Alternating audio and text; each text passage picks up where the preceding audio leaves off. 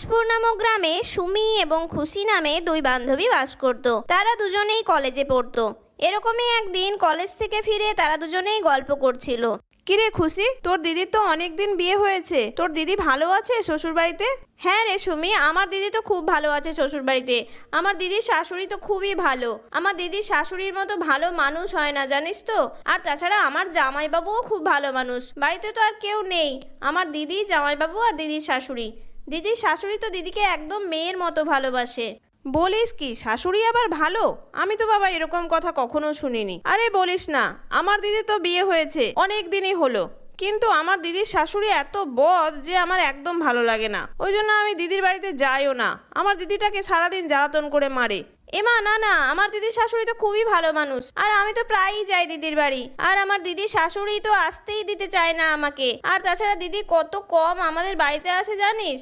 দিদির শাশুড়ির নাকি মন খারাপ হয়ে যায় আমার দিদি চলে এলে। এই তো কিছুদিনের মধ্যে আমি দিদির বাড়ি যাব। চল আমার সঙ্গে একদিন গিয়ে দেখে আসবি, আমার দিদির শাশুড়ির সঙ্গে পরিচয় করে আসবি। এরকম ভাবে কিছুদিন কেটে যায়। কিছুদিন পর সুমি এবং খুশি দুজনে মিলে দিদির বাড়ি যায়। বৌমা, দেখো কে এসেছে।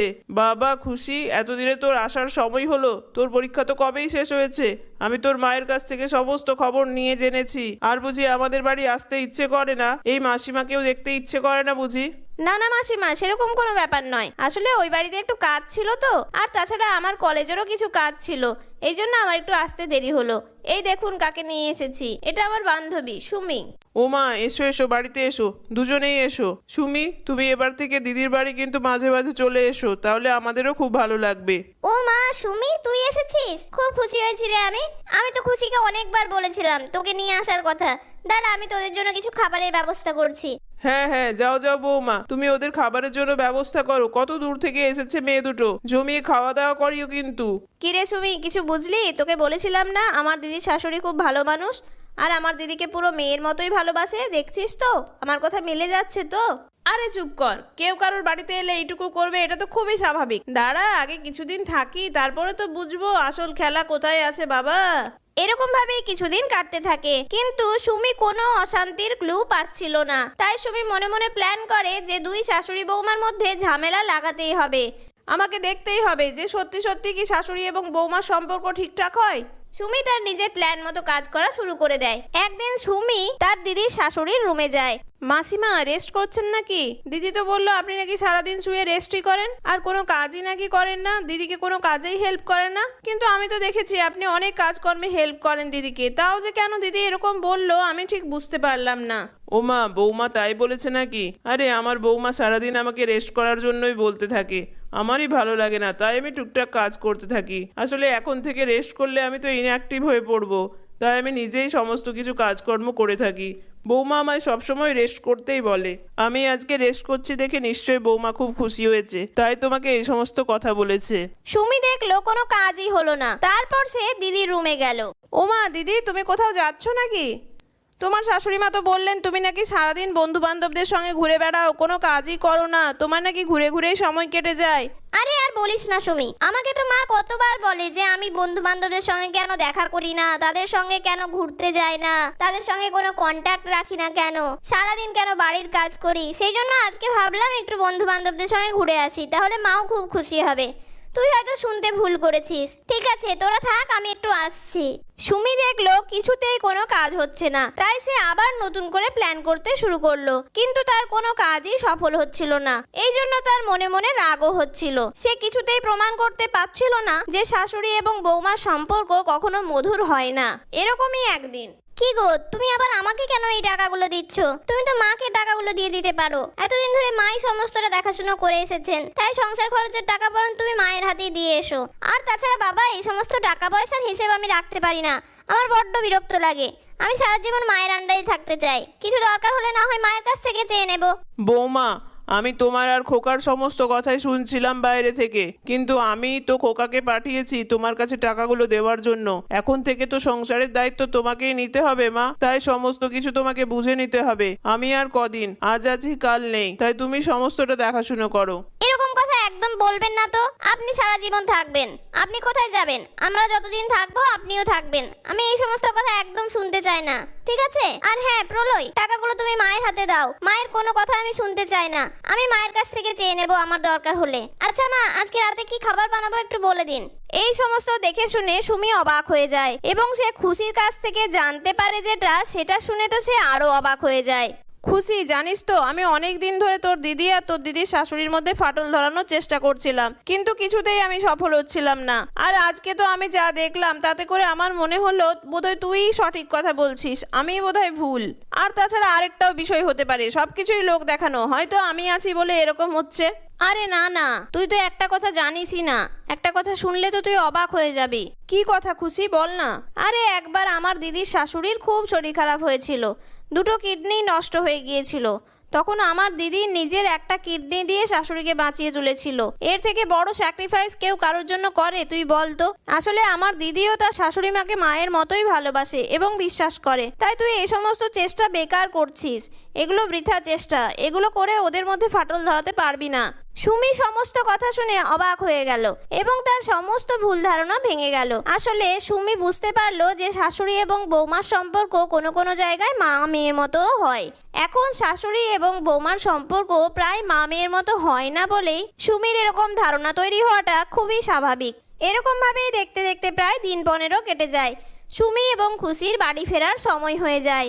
বাড়ি ফেরার দিন সুমি সকলকে বলে, মাসিমা আপনি আর দিদি আমাকে ক্ষমা করবেন, আমি আসলে অনেক সময় আপনাদের মধ্যে ভাঙন ধরানোর চেষ্টা করেছি, বিভিন্ন রকমের কথা বলেছি। তারপর আমি আসল কথা খুশির কাছ থেকে জানতে পারি, সেই থেকে আমার সত্যি সত্যি ধারণা বদলে গেছে। আসলে আমরা এতটাই খারাপ জিনিস সবসময় দেখে এসেছি, তাই ভালো জিনিস আছে বলে আমরা ভাবতেই পারি না। তুমি কিছু না বললেও আমি আর বৌমা কিন্তু সবই জানতাম যে তুমি এই সমস্ত কিছুই আমাদের মধ্যে ভাঙন ধরানোর জন্যই করছো। তাই তোমার আচরণে আমরা দুজনেই কিছু মনে করিনি মা। আসলে কি জানো তো, ভালো সম্পর্ক রাখার জন্য দুজনকেই ভালো হতে হয় এবং দুজনকেই কিছু না কিছু স্যাক্রিফাইস করতে হয়, তাহলেই একটা সম্পর্ক সুমধুর হয়ে ওঠে। সেটা শাশুড়ি বৌমার ক্ষেত্রেও বটে আর বাকি সম্পর্কগুলোর ক্ষেত্রেও বটে। আবার এসো কিন্তু, ভালো থেকো, সুস্থ থেকো। বন্ধুরা, আমাদের গল্পগুলি কেমন লাগছে তোমাদের অবশ্যই কমেন্ট করে জানিও। যদি ভালো লাগে তাহলে একটি লাইক করো, আর চ্যানেলটির ভিডিওগুলি ভালো লাগলে চ্যানেলটিকে সাবস্ক্রাইব করে পাশে থাকার অনুরোধ রইল। ধন্যবাদ।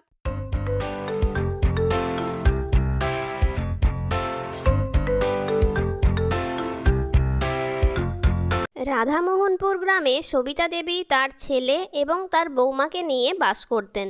সবিতা দেবীর আরও 3টি মেয়ে ছিল। তাদের প্রত্যেকেরই বিয়ে হয়ে যাওয়ার জন্য তারা প্রত্যেকে যে যার শ্বশুরবাড়িতে থাকতো। তার মেয়েরা ছিল প্রচণ্ড কুঁড়ে এবং সবিতা দেবীর খুব আদরের। এখন যেহেতু বর্ষাকাল এবং বাইরে প্রচণ্ড বৃষ্টি হচ্ছে, এরকমই একদিন সবিতা দেবীর বড় মেয়ে সবিতা দেবীকে ফোন করে। মা, কদিন ধরে তো খুব বৃষ্টি পড়ছে, তুমি তো জানো আমার শ্বশুরবাড়ির রাস্তায় 1 হাঁটু করে জল জমে যায়, তাই একদম জীবন নাজেহাল হয়ে উঠেছে। তাই আমি ভাবছিলাম কদিন তোমাদের বাড়িতে গিয়ে থাকবো, তোমার কি কোনো অসুবিধে আছে? এ কি কথা বলছিস তুই? তুই আমার মেয়ে, তুই আমার বাড়িতে এসে কদিন থাকবি তার জন্য আবার অনুমতি নিতে হবে নাকি? তুই যখন খুশি এসে থাকবি। আর তাছাড়া তুই তো আসিসই না, তুই চাকরি বাকরি করিস, তোর কোথায় সময় বাপের বাড়ি আসার? তুই যে বাপের বাড়ি আসবো বলেছিস, এটা শুনেই আমি খুব খুশি হয়েছি। ঠিক আছে মা, তাহলে আমি এক্ষুনি সব প্যাকিং করে বেরিয়ে পড়ছি। তুমি একটু বৌদিকে বলো যাতে করে খিচুড়ি রান্না করে রাখে। আজকে তাহলে জমিয়ে খিচুড়ি আর ইলিশ মাছ ভাজা খাবো। কিছুক্ষণের মধ্যেই সঞ্চিতার বড় ননদ তাদের বাড়ি চলে আসে। সঞ্চিতা দেখে অবাক হয়ে যায় এবং বলে, ও মা, দিদি তুমি এত বর্ষার মধ্যে এলে কি করে? বাইরে তো প্রচণ্ড বৃষ্টি পড়ছে, আর এর মধ্যে তুমি চলে এসেছো, কোনো বিপদ হলো নাকি? দেখেছো মা, তোমার বৌমা কেমন বলছে, আমি দুদিনের জন্য বাপের বাড়িও কি আসতে পারি না? আর তাছাড়া আমার শ্বশুরবাড়ির রাস্তায় খুব জল জমেছে, সেই জন্য আমি চলে এসেছি বাপের বাড়িতে। ওখান থেকে অফিস করা আমার পক্ষে সম্ভব ছিল না, তাই আমি কিছুদিন এখানেই থাকবো। এ কি বৌমা, তুমি আমার মেয়েকে এরকম করে বলছো কেন? আমি তো আমার মেয়েকে ডেকে পাঠিয়েছি, মেয়েটা তো বাপের বাড়ি আসেই না। ওর তো বাপের বাড়ি থেকে যাওয়া প্রায় 1 মাস হয়ে গেছে। 1 মাস পর মেয়েটা এলো, তুমি কোথায় ওর কি লাগবে না লাগবে জিজ্ঞাসা করবে? তা না তুমি ওকে এখন কেন এসেছো, কি জন্য এসেছো, এই সমস্ত ব্যাপার নিয়ে প্রশ্ন করতে বসে গেছো। যাও যাও, আমার মেয়ের জন্য এক্ষুনি গরম গরম চা নিয়ে এসো, আর সাথে একটু পকোড়াও বানিয়ে নিয়ে আসবে। আর শোনো, দুপুরবেলায় খিচুড়ি আর ইলিশ মাছ ভাজা করবে। দেখবে ইলিশ মাছ ফ্রিজে রেখেছি আমি, ওটাই ভাজবে, আর গরম গরম খিচুড়ি বানাও। সঞ্চিতা কিছু না বলে ওখান থেকে চলে গেল। সবিতা দেবীর বড় মেয়ে তার মাকে বলল, মা, আমার 2 বোনকেও ডেকে নাও না, ওদের সঙ্গে কতদিন দেখা হয় না। বেশ 3 বোন মিলে বর্ষাকালটা আনন্দ করে কাটাবো। ঠিকই বলেছিস, দাঁড়া রমা আর সোমাকে ফোন করি, ওরা অনেক দিন বাপের বাড়ি আসেনি, আমারও তো দেখতে ইচ্ছে করে আমার মেয়েদেরকে একসঙ্গে। এই বলে সবিতা দেবী তার আরও 2 মেয়েকে ডেকে নেয় এবং তারাও মোটামুটি কিছু সময়ের মধ্যেই চলে আসে।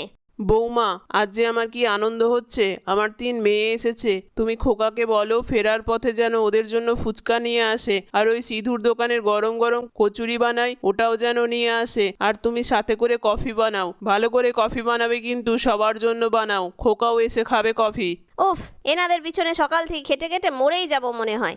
সকাল থেকে শুধু এটা বানাও, ওটা বানাও, এটা খাবে, সেটা খাবে। এদের জন্য আমি বর্ষাটা একটু এনজয়ও করতে পারছি না।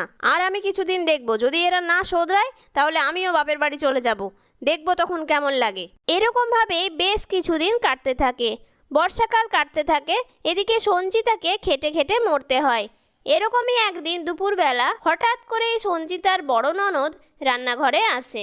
শোনো বৌদি, আজকে আমাদের সবার খুব বিরিয়ানি খেতে ইচ্ছে করছে, আর সেটা দোকানের নয়, তোমার হাতের। তোমার হাতের বিরিয়ানি আমি বেশ কয়েকবার খেয়ে দেখেছি। তুমি বিরিয়ানিটা অ্যাকচুয়ালি খুব ভালো বানাও। দোকানের বিরিয়ানি তো আমরা সব সময় খাই, কিন্তু তোমার হাতের বানানো বিরিয়ানি আমার সব সময় ভাল লাগে, আর আমরা তো এটা সব সময় খেতেও পাই না।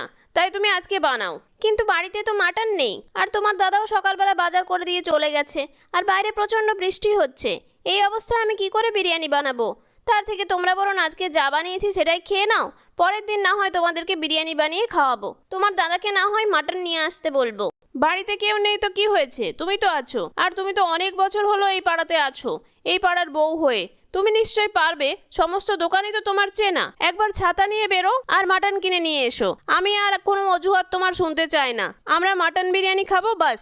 সঞ্চিতা নিরুপায় হয়ে বৃষ্টির মধ্যে মাটন কিনতে গেল এবং কোনো রকমে ভিজতে ভিজতে মাটন কিনে নিয়ে এলো এবং সে সবার জন্য মাটন বিরিয়ানি বানালো।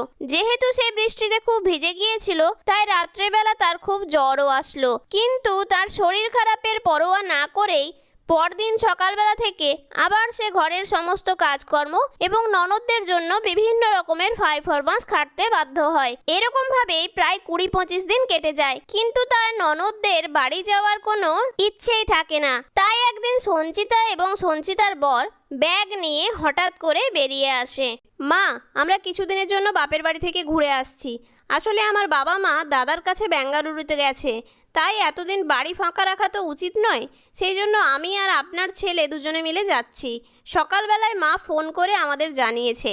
আমি কথা বলতে এসেছিলাম, কিন্তু আপনি তখন আপনার মেয়েদের সঙ্গে একটু ব্যস্ত ছিলেন গল্পে, ওই জন্য আমি বলতে পারিনি। ঠিক আছে মা, নিজের স্বাস্থ্যের খেয়াল রাখবেন।